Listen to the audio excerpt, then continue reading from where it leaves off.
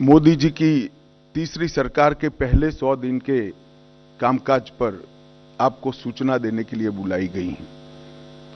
जैसा आप जानते हैं, लगातार 10 साल भारत के विकास को समर्पित, भारत की सुरक्षा को समर्पित और भारत के गरीबों के कल्याण को समर्पित सरकार चलाने के बाद इस आम चुनाव में तीसरी बार भारतीय जनता पार्टी को और हमारे साथी दलों को सरकार बनाने का एक जनादेश जनता ने दिया।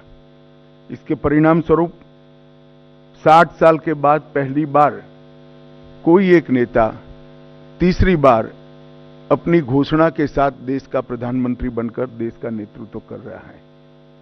60 साल के बाद पहली बार देश में राजनीतिक स्थिरता का माहौल आया है और नीतियों के सातत्य को भी हमने अनुभव किया है और नीतियों की दिशा, नीतियों की गति और नीतियों को क्रियान्वयन करने की सटीकता, ये तीनों 10 साल तक बरकरार रखकर 11वें साल में प्रवेश करना मैं मानता हूं बहुत कठिन है।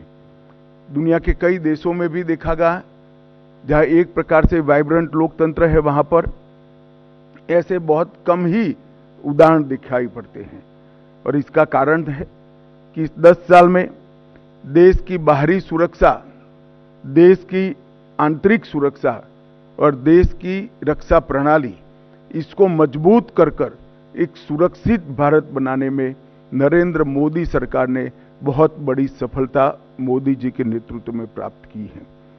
शिक्षा के अंदर आमूलचूल परिवर्तन, हमारे चिर पुरातन शिक्षा शैक्षणिक मूल्यों को समाहित करते हुए, हमारी भाषाओं को गौरवान्वित करते हुए और आधुनिक से आधुनिक शिक्षा को समाहित करते हुए नई शिक्षा नीति लाने का काम नरेंद्र मोदी जी ने किया है।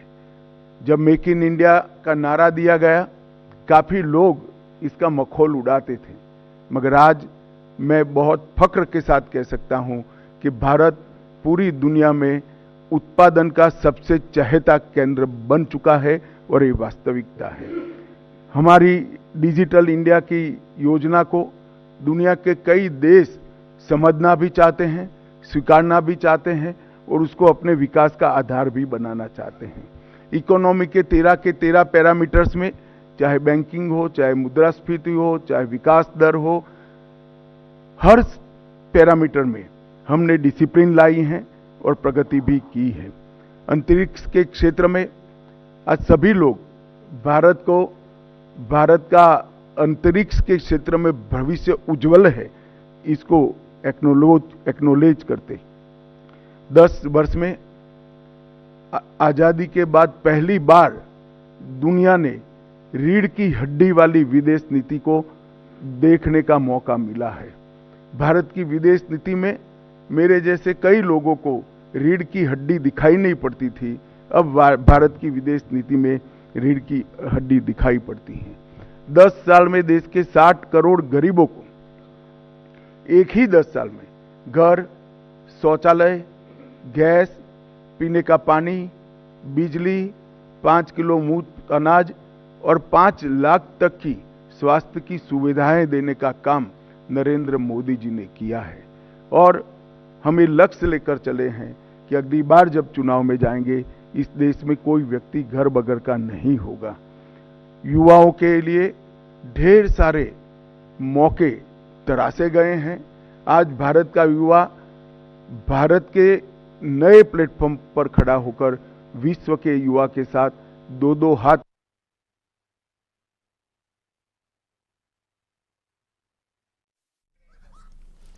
गृह मंत्री अमित शाह को आप सुन रहे थे। आज देखिए, प्रधानमंत्री नरेंद्र मोदी का जन्मदिन भी है, आज विश्वकर्मा पूजा भी देश भर में मनाई जा रही है और मोदी सरकार 3.0 के 100 दिन पूरे होने के ऊपर ये प्रेस कॉन्फ्रेंस आज की जा रही है, जिसमें आप गृह मंत्री अमित शाह को सुन रहे हैं। अमृतकाल का जब वर्ष आया, मैं इसका साक्षी हूं, कई सारे सुझाव आए थे और मोदी जी ने हमेशा की तरह अपनी अनूठी स्टाइल से अमृत काल के वर्ष को इस तरह से मनाया कि जब अमृत काल का वर्ष समाप्त हुआ तो अमृत काल शुरू हुआ और 140 करोड़ लोग 2047 में महान भारत की रचना के संकल्प के साझीदार बने और भारत के विकास की यात्रा के भी साझीदार बने। एक प्रकार से 140 करोड़ की जनता को इतने महान लक्ष्य के साथ जोड़ना ये बहुत बड़े विश्वसनीयता का प्रमाण है जो मोदी जी में देश की जनता देखती है।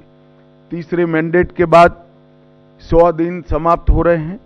100 दिन में लगभग 15 लाख करोड़ रुपए की परियोजनाओं को चालू किया गया है। 100 दिन को मैंने 14 स्तंभों में बांटा है। मैं एक एक कर सबके लिए कुछ न कुछ कहना चाहूंगा। इंफ्रास्ट्रक्चर का जहां तक सवाल है, 100 दिन में 3 लाख करोड़ की परियोजनाएं हमने घोषित भी की है, इम्प्लीमेंटेशन भी शुरू हुआ है।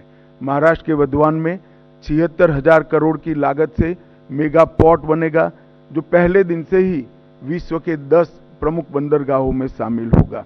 49,000 करोड़ की 25,000 अनकनेक्टेड गांवों को जोड़ने की योजना, ये योजना 100 की आबादी वाले गांवों को भी जोड़ेगी। तो एक प्रकार से मजले, टोले और आदिवासी क्षेत्रों की छोटी वसाहतों को भी अब रोड से बारहमासी कनेक्टिविटी दी जाएगी। 50,600 करोड़ की लागत से भारत के बड़े रोडों को भी बढ़ाने का निर्णय नरेंद्र मोदी सरकार ने किया है। वाराणसी में लाल बहादुर शास्त्री इंटरनेशनल एयरपोर्ट, पश्चिम बंगाल में बागडोगरा, बिहार में बिहटा में उन्नयन और अगत्ती और मिनीकोय में नवी हवाई पट्टी बनाकर पर्यटन को बढ़ावा देने के लिए आगे बढ़े हैं। बेंगलोर मेट्रो के phase 3, Pune metro, Thane integral ring metro और कई सारे मेट्रो के प्रोजेक्ट भी हमने इस 100 दिन में आगे बढ़ा है। किसानों को और कृषि का जहां तक सवाल है, 70वीं किस्त प्रधानमंत्री किसान सम्मान योजना की 9.5 करोड़ किसानों को 20,000 करोड़ रुपया वितरित किया गया और अभी तक कुल 12 करोड़ 33 लाख किसानों को 3 लाख करोड़ रुपया वितरित किया गया है। खरीफ फसलों का एमएसपी बढ़ाया गया है। मैं एमएसपी पर जरूर कहना चाहूंगा कि आप लोग भी आंकड़ों का अध्ययन करिएगा। यूपीए सरकार और कांग्रेस की राज्य सरकारों से कई गुना ज्यादा एमएसपी की खरीदी भारतीय जनता पार्टी की नरेंद्र मोदी सरकार ने की है, हमारी एनडीए सरकार ने की है। यही बताता है कि ये सरकार किसानों के हितों को समर्पित है। मक्के से इथेनॉल के उत्पादन के लिए सहकारी चीनी मिलों के इथेनॉल उत्पादक इकाइयों का मल्टीफीड इथेनॉल इकाइयों में रूपांतरण किया गया है। अब वो न केवल गन्ने के रस से, मक्के से भी इथेनॉल उत्पादन कर पाएंगे। तो जिस वक्त देश में चीनी की जरूरत होगी तब गन्ने का रस का उपयोग नहीं होगा, मक्के का उपयोग होगा, और चीनी ज्यादा होगी तब चीनी के रस से इथेनॉल बनेगा। हमने प्याज और बासमती चावल की न्यूनतम निर्यात मूल्य एमईपी को हटा दिया गया है।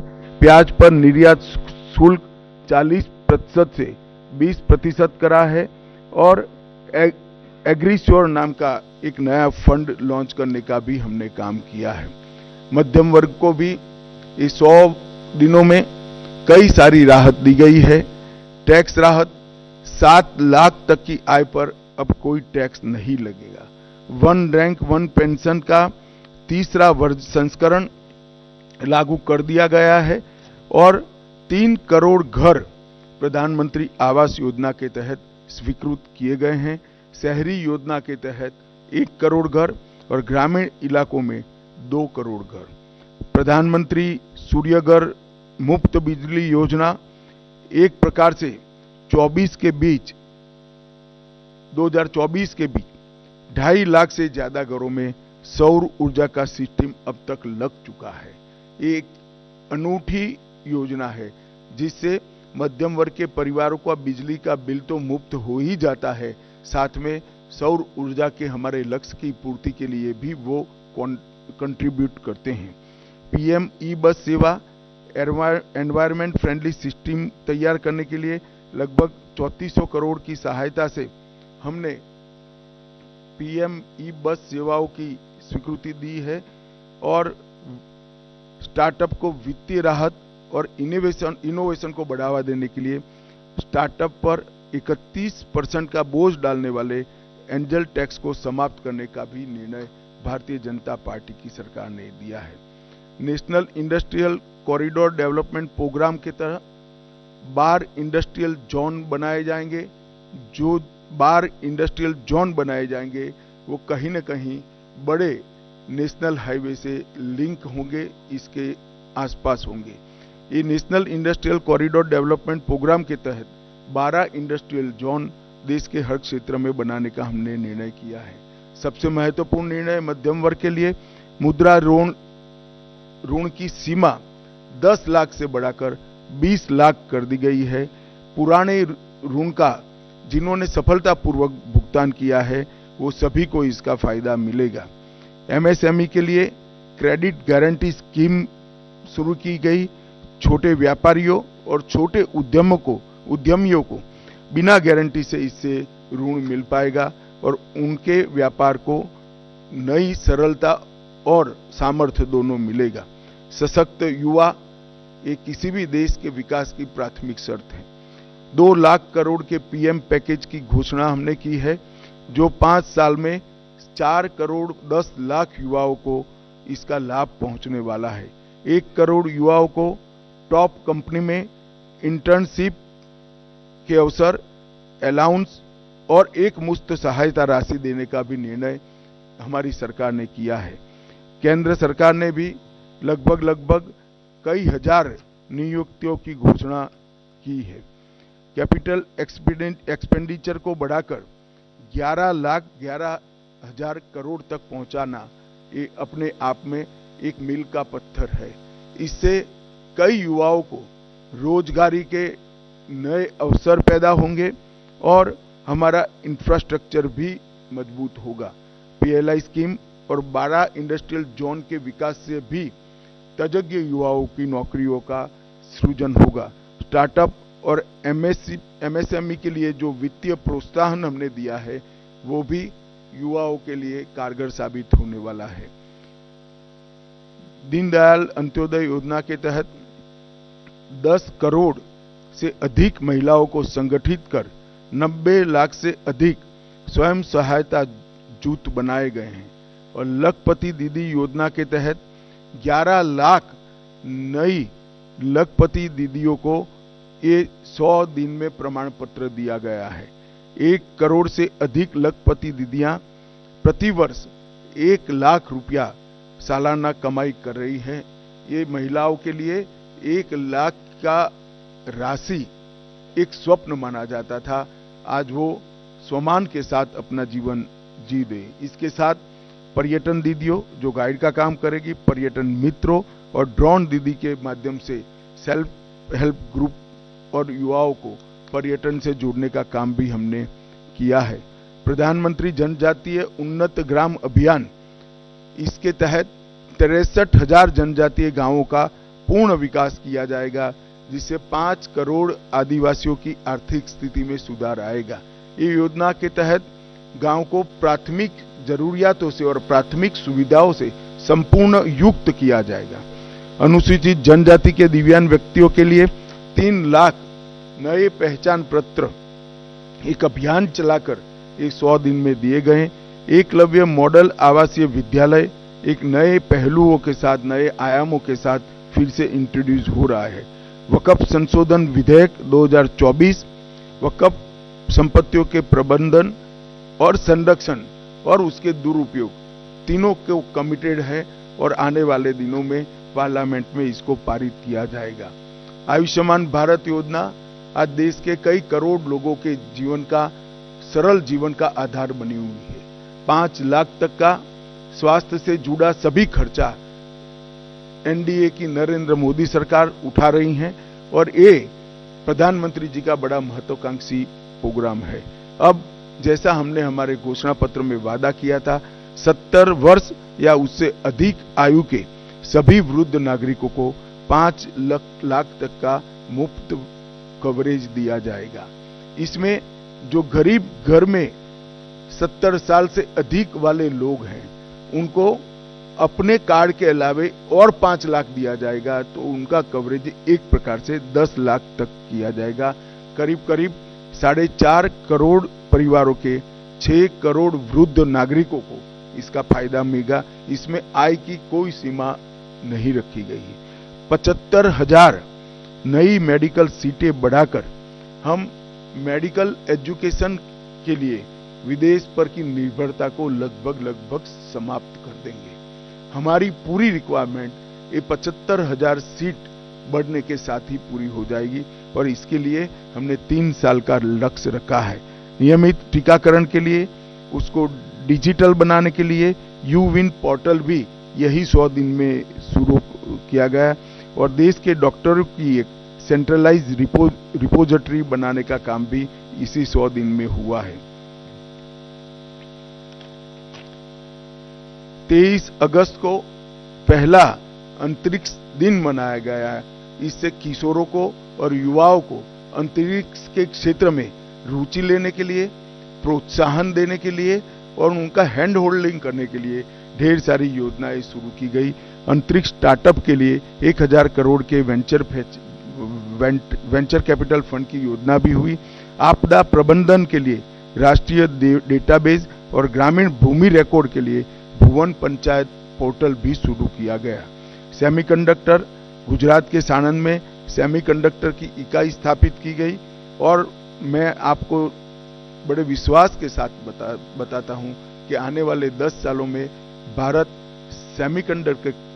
सेमीकंडक्टर के क्षेत्र में एक बहुत बड़ा प्लेयर बनके उभरेगा।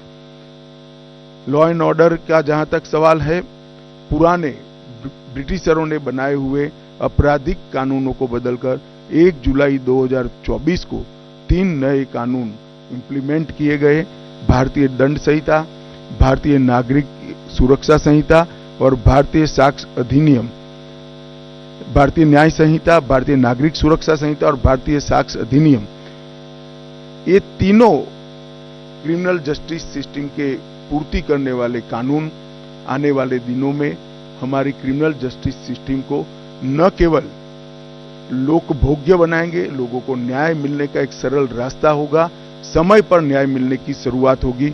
और मैं बड़े विश्वास के साथ आपको बताना चाहता हूं कि 3 साल के बाद जब इसका कंप्लीट इंप्लीमेंटेशन समाप्त होगा, हम दुनिया में सबसे आधुनिक क्रिमिनल जस्टिस सिस्टम रखने वाले देशों में से एक बन जाएंगे। शहरी बाढ़ प्रबंधन के लिए 6,350 करोड़ रुपए की नई योजना देश में पहली बार लाई गई। लद्दाख में 5 नए जिले बनाए गए। 25 जून को संविधान हत्या दिन मनाने का फैसला कर आने वाली पीढ़ी को इमरजेंसी जैसे काले दौर से देश को न गुजरना पड़े, इसलिए जागरूक करने का एक हमेशा के लिए प्रयास करने का निर्णय लिया गया। पूर्वोत्तर में हाइड्रो इलेक्ट्रिक परियोजनाओं की मंजूरी दी गई लगभग 4100 करोड़ रुपया के साथ, और राष्ट्रीय ग्रीन हाइड्रोजन मिशन को सेकंड ट्रेज को भी शुरू कर दिया गया। मित्रों, पीएम मोदी जी का युद्ध के बीच में रूस और यूक्रेन की महत्वपूर्ण यात्राओं को पूरी दुनिया आस के साथ नजर गड़ाकर बैठी है। पहली बार भारत में यूनेस्को की विश्व धरोहर समिति की बैठक हुई। आने वाले दिनों में इससे हमारी कई धरोहरों को वापस लाने में हमें बहुत बड़ा फायदा होने वाला है। आपदा प्रबंधन अधिनियम, इसको 2024 में लोकसभा में पेश किया गया है और मैं मानता हूं कि अर्बन फ्लड मैनेजमेंट, अग्निशमन सेवाएं, ग्लेशियर झील विस्फोट, फ्लड और अन्य डिजास्टर के मिटिगेशन के हेतु ये जो आपदा प्रबंधन अधिनियम आया है वो सब जरूरियातों को आज के दिन की पूरा करेगा और इसके लिए 12,554 करोड़ की योजना भी ये सब विशिष्ट आपदाओं के लिए निश्चित किए गए हैं। 4 सितंबर को 35 सालों के संघर्ष के बाद त्रिपुरा में NLFT और ATTF के साथ शांति समझौता किया गया। मानस हेल्पलाइन नारकोटिक्स की रोकथाम के लिए और सूचनाओं के लिए शुरू की गई। अगले 5 साल में 5000 साइबर कमांडो तैयार किए जाएंगे और साइबर अपराध के लिए सस्पेक्ट रजिस्ट्री भी तैयार की जाएगी। मित्रों, 100 दिन में इतना सारा जो काम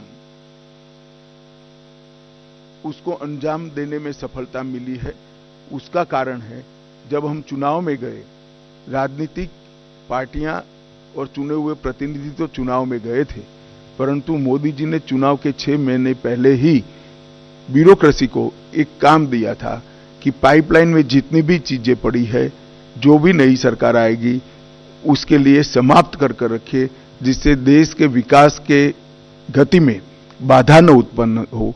इसी का परिणाम है कि ये लगभग लाखों करोड़ों के काम 100 दिन के अंदर ही हम कैबिनेट तक की पूरी प्रोसीजर और कई जगह तो टेंडरिंग भी समाप्त कर चुके हैं। इसके कारण देश की विकास की गति न केवल बढ़ेगी, देश सुरक्षित संपन्न होगा और नई शिक्षा नीति को इंप्लीमेंट कर शिक्षा के क्षेत्र में भी हम आगे बढ़ेंगे। मैं आशा करता हूं कि मोदी जी के नेतृत्व में ये जो विकास का रथ चला है वो आगे पर भी चला रहेगा, इसका हम सभी को विश्वास है। अब आप सब इसके बारे में कुछ पूछना चाहते हैं तो जरूर पूछिए।